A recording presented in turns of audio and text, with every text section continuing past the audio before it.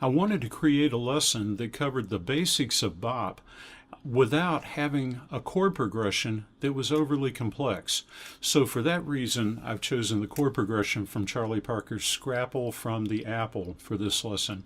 I think you'll find this is a very playable chord progression once you start working through some of the exercises. Now, I had my rhythm section create a play-along track so that we could include this in the Soloing on Tunes series.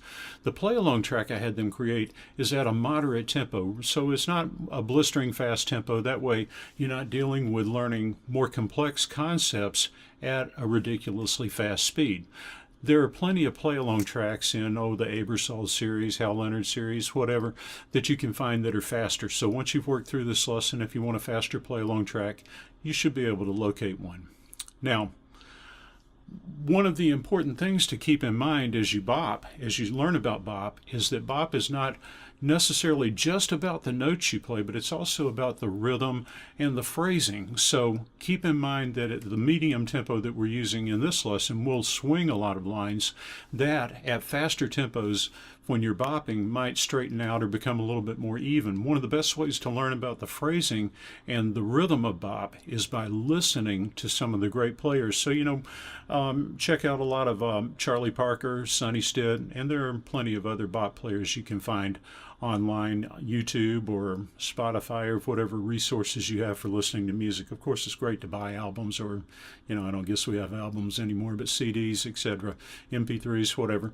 So make sure you're doing your listening as you go along. Now, in this lesson, we'll cover, again, the basics of bop, which include things like bebop scales, upper and lower neighboring tones, and the use of upper and lower neighboring tones in creating the trademark bop figure known as an enclosure.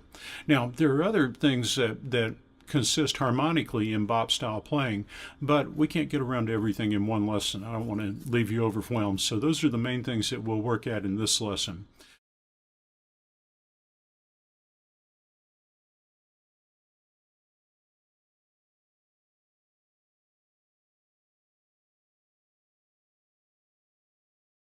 Now let's move ahead to the B section, commonly referred to as the bridge.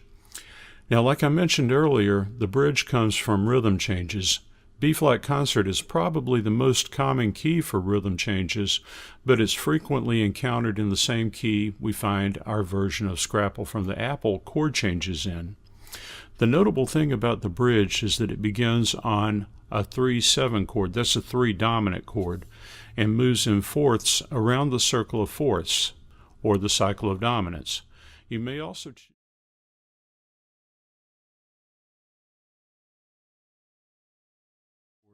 in a 2-5 progression. You can see in the first portion of the exercise that we start on the 5 and target the 8. So on A minor 7 on tenor, I'll play E, F sharp, G, G sharp, A. Listen to it in time.